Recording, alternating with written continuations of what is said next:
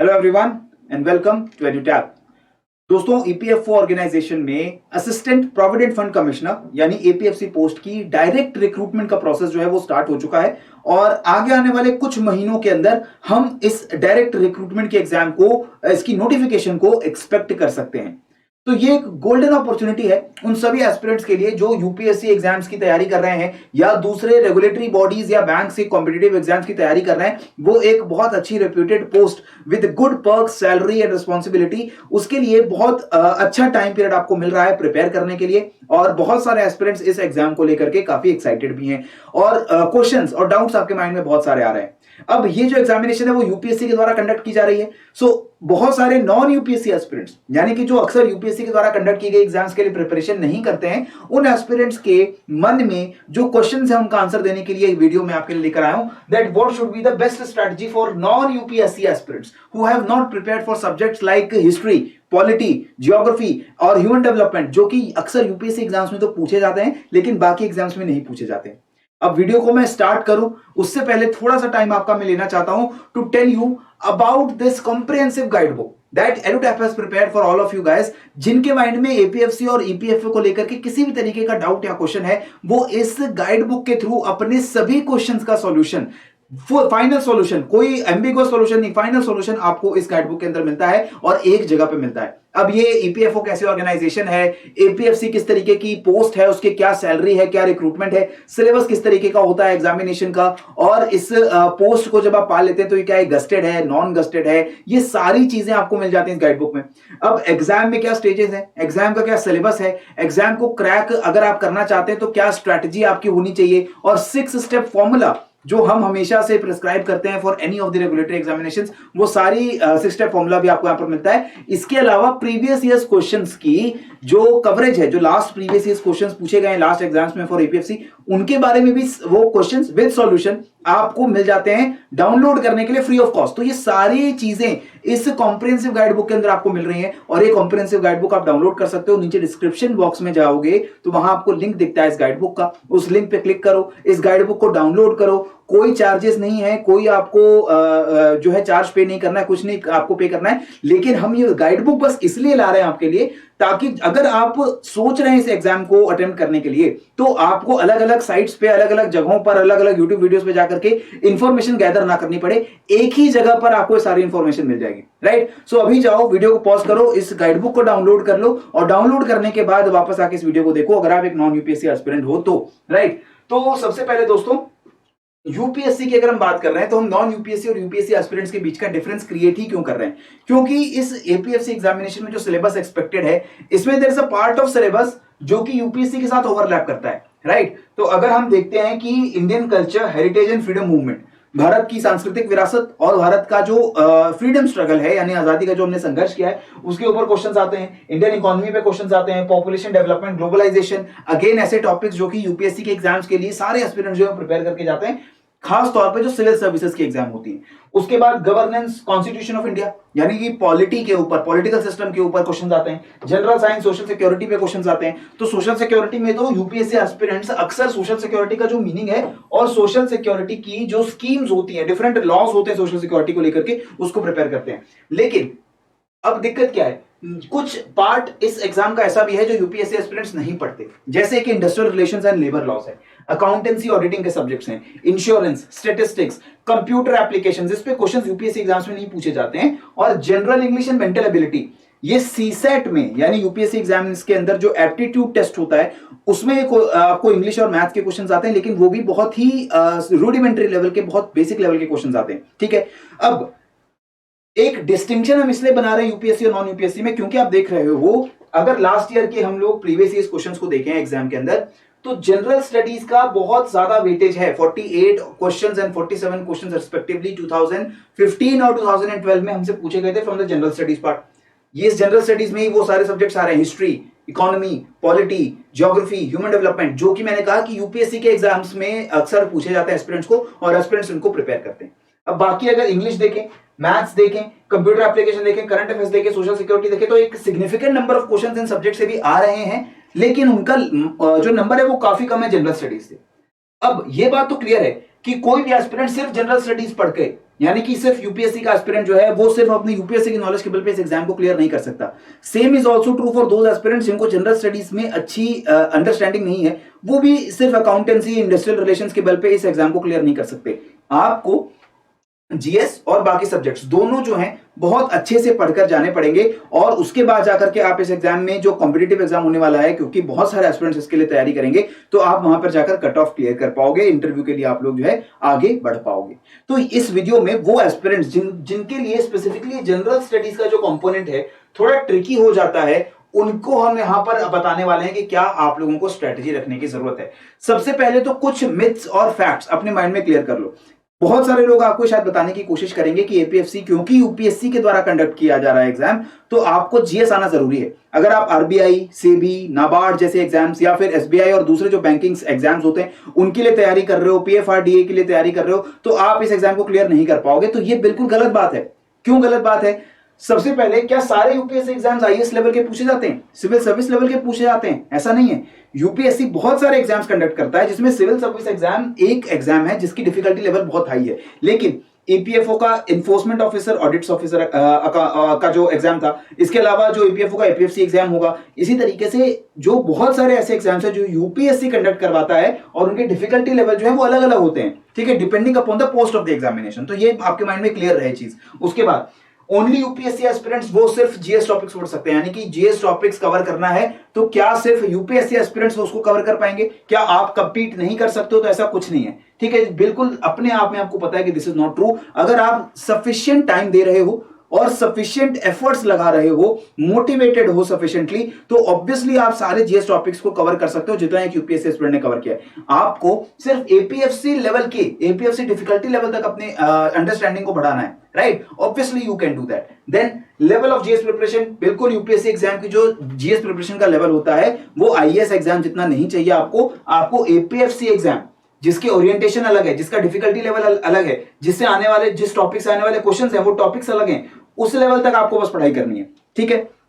Next, अब आपको ये ध्यान रखना है आपके पास सफिशिएंट टाइम है। अभी काफी महीने हैं इस एग्जाम की नोटिफिकेशन को आने में, और नोटिफिकेशन के आने के बाद जब ये एग्जाम कंडक्ट होगा तब भी आपके पास सफिशिएंट अमाउंट ऑफ टाइम होगा सभी कंपोनेंट्स को, सभी सब्जेक्ट्स को कवर करने के लिए। तो टाइम आपकी साइड है, ठीक है। ओरिएंटेशन अलग है। जो लोग आईएएस की तैयारी कर रहे हैं, यूपीएससी की तैयारी कर रहे हैं, वो किसी भी सब्जेक्ट को एक अलग ओरिएंटेशन से पढ़ते हैं। वहां पर ज्यादा ध्यान डिस्क्रिप्टिव होता है, यानी कि आपको आंसर्स लिखने होते हैं। वहां पर ऑब्जेक्टिव क्वेश्चंस का सिर्फ एक स्टेज होता है, और उसमें जो क्वेश्चंस आते हैं वो अलग तरीके के क्वेश्चंस होते हैं। एपीएफसी में जो क्वेश्चन आएंगे वो अलग तरीके के क्वेश्चंस होंगे। So it is an entirely different exam as compare to UPSC. Next, जो अगर आप एग्जाम की बात करें तो आपके लिए जीएस प्रिपेयर करना ज्यादा आसान है एज कंपेयर टू वो इंसान जो 2-3 साल से तैयारी कर रहा है यूपीएससी आईएएस एग्जाम के लिए। वो accounts, labour laws, industrial relations और स्टैटिस्टिक्स जैसे सब्जेक्ट्स को उतनी आसानी से नहीं पढ़ पाएगा जितनी आसानी से आप जीएस पढ़ के उसके लेवल तक जा सकते हो। और ये मैं क्यों कह रहा हूं आपसे, क्योंकि देखिए आपका कंपटीशन उन लोगों से होने वाला है who are preparing for IAS exam since last 2-3 years, क्योंकि वो काफी लंबे समय से प्रिपेयर कर रहे हैं। उनको उतनी सक्सेस शायद यूपीएससी एग्जाम्स में नहीं मिली है, इसी वजह से वो यूपीएससी का एग्जाम देने जा रहे हैं, राइट। और वो लोग भले उनका जीएस का लेवल बहुत अच्छा हो, जब उनको ये नए सब्जेक्ट्स पढ़ने पड़ेंगे जो थोड़े टेक्निकल सब्जेक्ट्स हैं, तो ये काम उनके लिए थोड़ा मुश्किल होने वाला है। लेकिन आपको जब पॉलिटी पढ़नी है, आपको जो हिस्ट्री पढ़नी है, आपको वहां जो फैक्ट्स पढ़ने हैं, वो आपके लिए आसान होने वाला है, क्योंकि ये सारी चीजों के सोर्सेज वाइडली अवेलेबल हैं। ये सारी चीजें एक डेफिनेट सोर्स से आपको पढ़नी है, और इन सभी सोर्सेस को कवर करने की जो स्ट्रैटेजी है वो स्ट्रैटेजी बहुत ही ज्यादा सिंपल है, ठीक है। और वही स्ट्रैटेजी मैं आपको बताने जा रहा हूं। स्ट्रैटेजी क्या है? आपको सबसे पहले इंपॉर्टेंट टॉपिक्स आइडेंटिफाई करने होते हैं। लास्ट ईयर्स के क्वेश्चंस को देख करके, पीवाईक्यूज को देख करके हमें पता चल जाता है कि एपीएफसी एग्जाम में किन टॉपिक से क्वेश्चंस आएंगे। पॉलिटी में किन टॉपिक से आएंगे, फ्रीडम मूवमेंट में किन टॉपिक से आएंगे, कल्चर में, इकोनॉमी में, जनरल साइंस में, करंट अफेयर्स में किन डायमेंशन के क्वेश्चंस आएंगे आपको पता चलता है। फिर उन्हें कवर कहां से करना है, उसके सोर्सेज आपको पता करने पड़ते हैं, और उसके बाद उन्हीं सोर्सेज को बार बार पढ़ के रिवीजन करनी होती है, और मॉक टेस्ट देने होते हैं, एमसीक्यू सॉल्व करने होते हैं, और उसके बाद you will be able to easily answer all these questions in the actual exam, right? So now let us talk about the strategy that you can adopt for various subjects. First of all, to identify your study hours. If you are a non-UPSC aspirant, you might be a working or a non-working aspirant. Depending upon आपके पास कितना time रहता है, उसके हिसाब से आपको दिन में 4 to 5 आवर्स जो है वो एवरेज डेली बेसिस पे स्टडी करनी चाहिए इस एग्जाम के लिए। अगर आप दूसरे एग्जाम्स की भी तैयारी कर रहे हो तो उनके लिए भी कुछ टाइम आप निकाल रहे हो तो इस टाइम को आप थोड़ा सा कम कर देंगे, ठीक है। अगर ये डेली बेसिस पे घंटों को आप कम कर रहे हैं तो आपको दिन ज्यादा चाहिए, वो उसका नंबर बढ़ जाएगा। इसी तरीके से अगर आप वर्किंग है, आप 4-5 घंटे नहीं पढ़ सकते एक दिन एक एग्जाम के लिए, तो थोड़ा सा आपके दिन जो टाइम आपको लगने वाला है वो टाइम बढ़ जाएगा। लेकिन इतना आप जरूर मान के चलिए, एग्जाम के लिए मेहनत अगर आप कर लोगे, दिन में 4 घंटे 5 घंटे अगर आप इस एग्जाम के लिए बैठ लोगे तो बहुत इजीली बहुत अच्छे से आप इस एग्जाम को क्रैक कर सकते हो, ठीक है।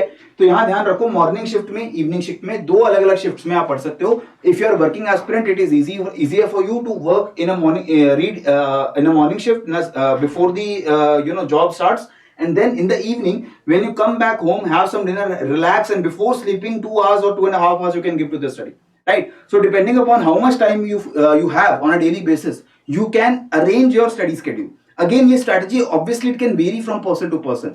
आप किस सिचुएशन में है, किस तरीके का प्रायर नॉलेज आपको ऑलरेडी है इन सब्जेक्ट्स का, उसको हिसाब से आपको स्ट्रैटेजी जो है वो डिवाइस करनी पड़ेगी। और ये हर इंसान की अलग हो सकती है। मैं आपको एक जनरल फ्रेमवर्क दे रहा हूं कि on an average daily basis पे कम से कम 4-5 घंटे तो है आपको जो पढ़ने चाहिए, राइट। अगर इससे कम जाते हो तो ज्यादा दिन लगेंगे, अगर ज्यादा घंटे बैठ सकते हो और प्रोडक्टिवली बैठ सकते हो, सिर्फ किताब के सामने बैठने से काम नहीं चलेगा, अच्छे से पढ़ना है, पूरे टाइम आपका फोकस जो है वो बना रहता है, तो कम टाइम के अंदर आप तैयारी कर सकते हो और टाइम आपके पास एम्पल है अभी एग्जाम के स्टार्ट होने से पहले। नेक्स्ट, जनरल इंग्लिश की बात करते हैं। सबसे पहले जनरल इंग्लिश का जो एग्जाम है, इसके लिए सोर्सेज वाइडली अवेलेबल है। आपको ग्रामर और कॉम्प्रिहेंशन और वोकैबुलरी दो चीजें इंप्रूव करनी होती हैं, और किन टॉपिक से क्वेश्चंस आते हैं वो टॉपिक्स मैंने यहां पर लिस्ट कर दिए हैं। ये सारे टॉपिक्स आपको इस गाइड बुक के अंदर भी मिल जाते हैं, राइट। इस गाइड बुक के अंदर all these topics are mentioned, और वहां से भी आप उन टॉपिक्स की लिस्ट बना करके टिक आउट करते जाओ जैसे जैसे कोई टॉपिक जो है करेक्ट होता जा रहा है, ठीक है। अब जितना पढ़ोगे इंग्लिश के क्वेश्चंस अगर सही आंसर करना है तो obviously you also need to practice. And for aspirants who are non UPSC, so I am assuming you are giving examinations for various banking, recruitment or regulatory bodies recruitment, तो obviously you have a good understanding of English, you have prepared for English, right? तो ये उतना problematic subject शायद आपके लिए नहीं होगा। इसके बाद general mental ability and statistics, now again here you have an upper hand as compared to a UPSC aspirant। आपको ये जो मैथ्स के क्वेश्चंस हैं एक्यूरेटली सॉल्व करना होता है, इनका जो लेवल है वो बहुत ज्यादा डिफिकल्ट नहीं आएगा। The level you see in the SBI exams, SBI PO, और इन द आरबीआई और in other regulatory bodies examinations, the level of quants, the level of maths, reasoning that is there, वो level आपको यहां देखने को नहीं मिलेगा। Question जरूर आपको अच्छे मिलेंगे लेकिन सिंपलर क्वेश्चन होंगे। टाइम भी आपके पास काफी रहेगा उन क्वेश्चंस को सॉल्व करने के लिए जो उन एग्जाम्स के अंदर नहीं होता है। तो again you have an upper hand here, right. Sources are very simple, you have statistics for economics, जो 11th क्लास की टेक्स्ट बुक है एनसीईआरटी की, दैट विल बी सफिशिएंट, क्योंकि आपको स्टैटिस्टिक्स के बेसिक्स पूछे जाते हैं। Sampling methods, measures of dispersion, यही कुछ डेफिनेशंस आपको पूछी जाएंगी, कोई बहुत डिटेल में स्टैट्स के क्वेश्चंस नहीं आएंगे, ठीक है। क्वांटिटेटिव एप्टीट्यूड की अगर हम बात करते हैं तो again the topics that are listed here, these are the important topics, again these topics are there in the comprehensive guide book. आप इस सेशन की पीडीएफ भी जो है वो डाउनलोड कर सकते हो डिस्क्रिप्शन बॉक्स में जाकर के, और टेलीग्राम पे भी आपको ये पीडीएफ मिल जाएगी, वहां पर भी आप देख सकते हो कि ये कौन से टॉपिक्स हैं जो क्वांट्स के लिए इंपॉर्टेंट है, right. Next, Indian culture, heritage and freedom movement, the chapters, the topics which we have identified from previous year questions, वो मैंने यहां पर आपके लिए लिख दिए। अब यहां स्ट्रैटेजी क्या होने वाली है, ये यहां पर जैसे कल्चर की बात करें तो भारत के अंदर जो फिलॉसफी और रिलीजन्स रहते हैं, म्यूजिक के, डांस के, पेंटिंग्स के, लैंग्वेजेस के और फेस्टिवल्स के जो डिफरेंट टाइप्स हैं, उसके ऊपर क्वेश्चंस आते हैं, बिल्कुल फैक्चुअल, ठीक है। फिर हिस्ट्री की बात करें, मॉडर्न हिस्ट्री की, तो ये थोड़ा सा एक इंपॉर्टेंट चैप्टर है, थोड़ा लेंथी चैप्टर है। मुगल्स के बाद से हिस्ट्री स्टार्ट होकर के 1947 तक खत्म होती है, और यहाँ पर आपको सारी क्रोनोलॉजी, सारे इवेंट्स आपको पढ़ने पड़ते हैं। इंपॉर्टेंट लीडर्स और ऑर्गेनाइजेशन जो इस टाइम पे इन्वॉल्व थी, ब्रिटिशर्स के द्वारा लाई गई जो अलग अलग पॉलिसीज थे, लॉज थे, डिफरेंट मूवमेंट्स जो पेजेंट्स की हुई इस टाइम पे, all these things they have to be read, right. UPSC aspirants they have an upper hand in these two subjects, no doubt about that, but you can cover these subjects using these points. First of all, generally easy level questions आपको पूछे जाएंगे APFC exam में, so obviously you need not to be as adept at this subject as compared to the UPSC aspirant, right? Memorisation करनी पड़ेगी बहुत ज्यादा, आपको रटना जो है वो शायद बहुत ज्यादा पड़ेगा। बहुत सारी चीजों के, बहुत सारे आर्ट फॉर्म्स के आपको नाम याद करने पड़ेंगे, जगहों के नाम याद करने पड़ेंगे, और आपको इन टॉपिक्स को एनालिटिकली भी कवर करना पड़ेगा। थोड़ा लॉजिक भी लगाओगे अगर आप, तब भी आप इन चीजों को थोड़ा याद रख सकते हो, ठीक है। याद रखने में आपकी मदद हो सकती है। और मल्टीपल रीडिंग, रिविजन आप करेंगे, एनसीईआरटीज को जरूर पढ़ेंगे। यहाँ पर एनसीईआरटीज को तो फ्रीडम मूवमेंट के लिए भी, कल्चर के लिए, दोनों के लिए पढ़ना है। और जो फ्रीडम मूवमेंट के क्वेश्चंस आएंगे, these questions are asked quite tough in the civil service of UPSC exam. लगभग उसी लेवल के क्वेश्चंस हमें एपीएससी में भी एक्सपेक्ट करते हैं, क्योंकि जो फ्रीडम मूवमेंट है ना, इसको प्रिपेयर करना is not difficult. Many aspirants वो सारी बेसिक चीजों को तो अच्छे से पढ़ेंगे ही, तो क्वेश्चंस का लेवल थोड़ा अच्छा आता है फ्रीडम मूवमेंट के अंदर, लेकिन still these are doable questions. और अगर आप एक अच्छे सोर्स से प्रिपेयर करते हो तो आप उन हिस्ट्री के क्वेश्चंस को भी इजीली आंसर कर सकते हो। वो अच्छे सोर्स क्या होंगे? एनसीईआरटीज आपकी स्टैंडर्ड सोर्स होती हैं। एनसीईआरटी की जो बुक्स हैं, NCERT books right from class 9 till class 12, ये जो एनसीईआरटी थीम्स इन हिस्ट्री वाली बुक्स हैं, ये बहुत इंपॉर्टेंट है आपके लिए। आर्ट एंड कल्चर के लिए नितिन सिंघानिया की बाइबल होती है, ये एक बुक अगर आप पढ़ लेते हैं तो it will be enough for you. अब एनसीईआरटीज आपको तो पढ़नी है, लेकिन NCERTs there are multiple books, and if you do not have enough time, I would recommend कि स्पेक्ट्रम की एक बुक आती है, modern history of India. Spectrum की मॉडर्न हिस्ट्री पढ़ लो। इस बुक के अंदर सारे फैक्ट्स गिवन हैं, सारे इंपॉर्टेंट इवेंट्स गिवन हैं, सारे डेट्स, क्रोनोलॉजी आपको गिवन है। और ये स्पेक्ट्रम, ये बुक आपको पढ़नी है और कई बार पढ़नी है। Obviously you will be able to answer most of the questions correctly coming from the subject of freedom movement of India, right. इसके बाद आता है subject population development and globalisation का। यहां पे भी यूपीएससी लेवल के थोड़े से क्वेश्चंस आ जाते हैं, क्योंकि थोड़े कंसेप्चुअल टॉपिक्स हैं डेवलपमेंट और ग्लोबलाइजेशन के। पॉपुलेशन से जुड़ी जैसे टर्म्स होती है, माइग्रेशन वगैरह, इसके ऊपर क्वेश्चंस आते हैं। सो यहां पर थोड़ा सा ज्योग्राफी का भी टच है, थोड़ा सा इकोनॉमी का भी टच है, डेवलपमेंटल स्टडीज का भी टच है। So again conceptual understanding is required है, राइट। एनालिटिकली और फैक्चुअली चीजें आपको याद तो करनी पड़ेंगी, लेकिन कंसेप्ट्स भी आपके बहुत अच्छे से क्लियर होने चाहिए। और मैप्स के थ्रू आपको जो ज्योग्राफिकल इंफॉर्मेशन है वो याद करने की जरूरत पड़ेगी। जैसे रिवर सिस्टम्स है, इंडिया के रिवर्स के ऊपर क्वेश्चंस आते हैं। इंडिया के अंदर जो हिल्स, माउंटेन्स और प्लेटूज हैं, उसके ऊपर एक दो क्वेश्चंस आ जाते हैं। फिर ह्यूमन पॉपुलेशन के एट्रीब्यूट्स के ऊपर क्वेश्चंस आते हैं, जैसे कि लिटरेसी क्या है, जो सेक्स रेशियो है वो किस तरीके का है, MMR, IMR, life expectancy, fertility rate, ये सब सारे क्वेश्चंस आते हैं, ये सारी टर्म्स आती हैं। तो इनकी डेफिनेशंस को याद करना पड़ेगा। और इनका करंट वैल्यू क्या है, करंट इनका अमाउंट क्या है, वो चीज आपको थोड़ा सा करंट अफेयर्स में जाकर के पढ़नी पड़ेगी। फिर इंडिया के अंदर सेंसस में आने वाली जो इंफॉर्मेशन है, ह्यूमन डेवलपमेंट है, एचडीआई क्या होता है, ह्यूमन डेवलपमेंट के क्या पैरामीटर्स होते हैं, कैसे उसको मेजर करते हैं, ग्लोबलाइजेशन क्या मतलब होता है, कैसे ग्लोबलाइजेशन बढ़ती है, कैसे ग्लोबलाइजेशन को रोका जा सकता है, क्या ग्लोबलाइजेशन के पॉजिटिव नेगेटिव इंपैक्ट होते हैं, ये सारी चीजें आपको यहां पर पढ़नी पड़ती हैं। Again here the UPSC aspirants might have upper hand because they are reading these subjects in their UPSC exams, but आप भी इन सब्जेक्ट्स को प्रिपेयर कर सकते हो। करंट अफेयर्स और एनसीईआरटीज के बल पे you can have a very good understanding about the subjects. एडुटैप ने जो नोट्स प्रिपेयर किए हैं सब्जेक्ट्स के लिए, वो नोट्स भी बहुत ज्यादा सफिशिएंट होने वाले हैं। किसी भी तरीके का ऑब्जेक्टिव क्वेश्चन आपको इन सब्जेक्ट से आएगा तो आप इजीली उनको आंसर कर पाओगे, right. Next, governance and constitution of India. Now this is very very important. Governance और कॉन्स्टिट्यूशन की अगर हम बात करते हैं तो ये आपकी सिर्फ एक बुक है, लक्ष्मीकांत। ये लक्ष्मीकांत की बुक, ये ही बुक पढ़नी है। ये बहुत फैक्चुअल सब्जेक्ट होने वाला है, बहुत ज्यादा मेमोराइजेशन चाहिए होगा इसमें।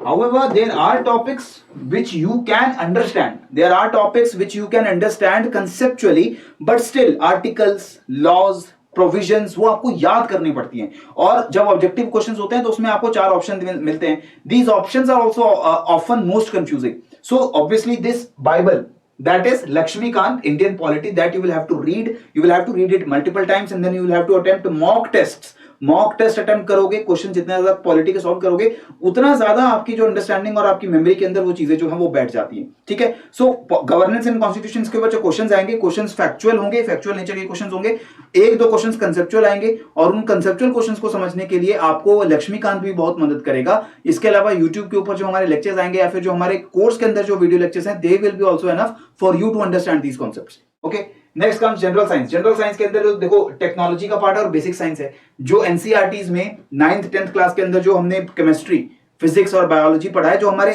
डेली लाइफ के अंदर जनरल साइंस हमें आनी चाहिए, ठीक है, कि किस तरीके का केमिकल होता है, बेकिंग सोडा क्या होता है, फोटोसिंथेसिस कैसे होता है, अल्कोहल किसके अंदर डिसॉल्व होती है, ये सारी कुछ बेसिक साइंस की चीजें आती हैं, ठीक है। एनसीईआरटी के अंदर से सब कुछ कवर हो जाता है। उसके बाद टेक्नोलॉजी पार्ट भी है। टेक्नोलॉजी पार्ट क्या है कि recent times with the developments which are happening related to the field of technology, that is also there related to let's say blockchain, artificial intelligence, internet of things, biotechnology, gene editing techniques. So some technological terms or technological developments which are in use, they are also very important. On that also you can find your questions, right? So applications जो है वो basic life के अंदर वो चीजें आपको आनी चाहिए।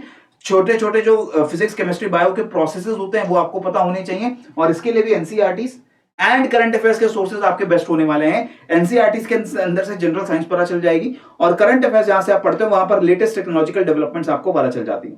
ठीक है, सो एनसीईआरटीज एंड करंट अफेयर्स में जैसे इसरो की साइट पे गए, स्पेस मिशन पता लग गए। जो ministry of department of biotechnology है, मिनिस्ट्री ऑफ साइंस के अंदर, वहां से आपको बायोटेक्नोलॉजी के बारे में पता चलेगा। जो department of science and technology है, वहां से साइंस एंड टेक्नोलॉजी के गवर्नमेंटल इनिशिएटिव्स, न्यू डेवलपमेंट्स आपके करंट अफेयर्स से मिलेंगे। So that is how you cover them, right. Next comes your the subject of,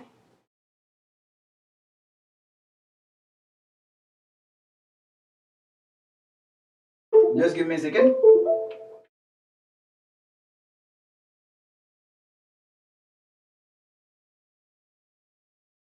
Okay, so next comes the subject of Indian economy. So Indian economy is again on par with the level that is asked in the UPSC examinations.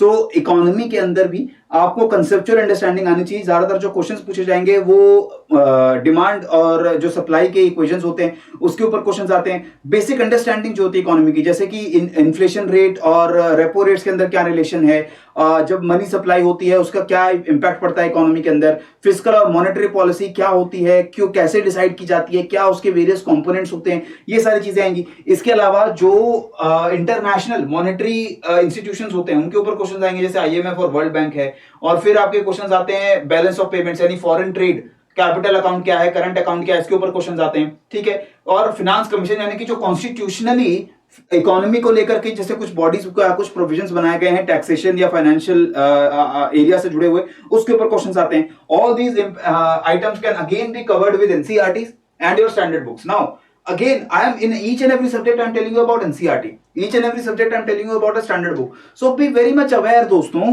कि ये जो standard books हैं या ये जो NCERTs हैं इनको आप कवर करो अपने आप भी, या फिर अगर आप इनको खुद आपके पास इतना टाइम नहीं है तो obviously you can find a very good source जहां पर आपको कंपाइलेशन करके इन सभी सोर्सेज में से जो इंपॉर्टेंट इंफॉर्मेशन है वो निकाल करके आपको दे दी जाती है। जैसे एड्यूटैप ने अपने नोट्स के अंदर किया है that we have gone through all these NCERTs, we have gone through the Indian economy standard books which is used in various competitive examinations and we have also gone through the previous years questions। तो हमें पता है कि इन sources में से कौन सी information APFC के exam के लिए इंपॉर्टेंट होने वाली है और वो चीज हमने अपने कोर्स के अंदर डाली है। ठीक है, इसके बाद industrial relations and labour laws, ये अगेन एक बहुत टेक्निकल सब्जेक्ट है और इसके अराउंड अगर 2-3 घंटे आप डेली इसके अंदर देते हो तो 20-25 दिन के अंदर आप इस पूरे सब्जेक्ट को बहुत अच्छे से कवर कर सकते हो। इसमें आईआर के ये टॉपिक्स इंपॉर्टेंट है जो आपसे पूछे जाते हैं, लेबर लॉस के टॉपिक्स हैं जो आपसे पूछे जाते हैं। ये इंपॉर्टेंट लेबर लॉस हैं जिनको ओल्ड लेबर लॉस भी कहा जाता है, इनके प्रोविजंस के ऊपर क्वेश्चन आते हैं,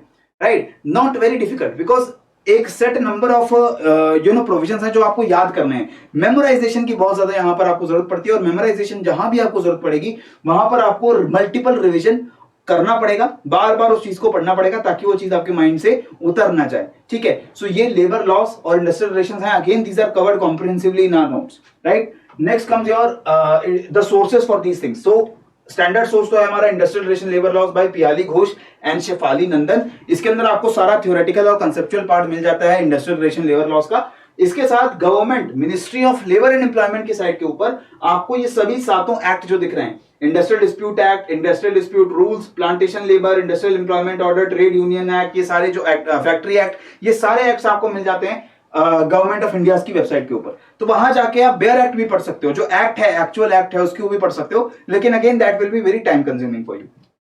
next, social security and insurance. Social security में आपको बेसिकली स्कीम्स पूछी जाती हैं जो वल्नरेबल सेक्शंस की डेवलपमेंट के लिए, उनके एम्पावरमेंट के लिए हो, या फिर पेंशन रिलेटेड स्कीम्स जो वर्कर्स की सोशल सिक्योरिटी को इंश्योर करती हुई स्कीम्स है, जिसमें social justice empowerment, women child development, health family welfare, minority affairs, labour employment and housing urban affairs. In ministries की वेबसाइट पे आपको इनकी सभी स्कीम्स की लिस्ट मिल जाती है। ठीक है, जैसे सोशल सिक्योरिटी का ministry of labour and employment के अंदर आप जाओ तो सोशल सिक्योरिटी की स्कीम्स आपको देखने को मिलती हैं। Payment of gratuity, personal injuries act, maternity benefit act, employees liability act, employ provident fund and miscellaneous provision, very very important act. तो all the social security acts are also very important, right. Next, computer applications, basic computer awareness. बहुत ज्यादा complicated questions नहीं आते हैं। अगर आप computers को use करते हैं अपनी डेली लाइफ में, अपनी प्रोफेशनल लाइफ में, अगर आप यूज करते हैं कंप्यूटर से जुड़ी हुई जो वेरियस टर्मिनोलॉजीज हैं, कि ओएस ऑपरेटिंग सिस्टम क्या होता है, एप्लीकेशन सॉफ्टवेयर क्या होता है, इसके बारे में थोड़ी सी भी आपको नॉलेज है तो आप इजीली इन क्वेश्चंस को जो है सॉल्व कर पाएंगे related to computer applications, right. Next comes your accountancy and auditing. Now this has 3 subjects but accounting is most important. 3 subjects कौन से हैं? Accountancy, auditing and insurance. लेकिन इसमें अकाउंटिंग जो सबसे ज्यादा इंपॉर्टेंट है। इंश्योरेंस के सिर्फ बेसिक्स पूछे जाते हैं, बहुत बेसिक। इंश्योरेंस क्या होता है, क्यों की जाती है इंश्योरेंस, प्रीमियम क्या होता है, इंश्योरेंस का बेसिक प्रिंसिपल क्या है, इंश्योरेंस कैसे काम करती है, वो चीज आपको पता होनी चाहिए। ऑडिटिंग जो है वो अभी हम उतना उस पर ध्यान इसलिए दे रहे हैं क्योंकि हम नोटिफिकेशन एग्जैक्ट उसका वेट कर रहे हैं कि क्या वहां पर ऑडिटिंग इंक्लूडेड होगी या नहीं होगी, क्योंकि हमें अभी ये श्योर नहीं है कि auditing is gonna be there in the syllabus और not, but in the previous years it was in the syllabus but no questions were asked from the auditing part, right. अगर हम बात करें इसकी स्ट्रेटजी क्या है तो देखो अकाउंटेंसी के सब्जेक्ट्स हैं, इनको प्रिपेयर करने के लिए आपको 11th-12th की एनसीईआरटीज मिलती हैं और टीएस ग्रेवाल की आपकी इंट्रोडक्शन टू अकाउंटेंसी जो एस चंद की सॉरी बुक है, ये बुक आपके लिए इनफ है to learn about the basics of accountancy. अब यहां पर जो चैप्टर्स दिख रहे हैं ना, these chapters are there but इनमें से कुछ चैप्टर्स हैं वो ज्यादा इंपॉर्टेंट है। डिटेल स्ट्रेटजी जो है अकाउंटेंसी की वो आपको मिल जाती है एक अलग वीडियो हमारे यूट्यूब चैनल पे, जहां पर आपको अलग से डिटेल्ड स्ट्रेटजी किस तरीके से अकाउंटेंसी को और अकाउंटिंग को अप्रोच करोगे वो आपको वहां पर चल जाएगा। But since I believe you are a non-UPSC aspirant, you might have read about accountancy in your schools or in colleges or during the course of preparation for other exams, right? Next, हम लोग current events की बात करते हैं। Previous year questions को देखने के बाद कुछ इंपॉर्टेंट डायमेंशंस निकल कर आते हैं करंट इवेंट्स की, जैसे कि गवर्नमेंट प्रोग्राम्स एंड इनिशिएटिव्स के ऊपर तो क्वेश्चन आएंगे ही, ठीक है। बिल्स, एमओयूज, एग्रीमेंट्स के ऊपर क्वेश्चन आएंगे।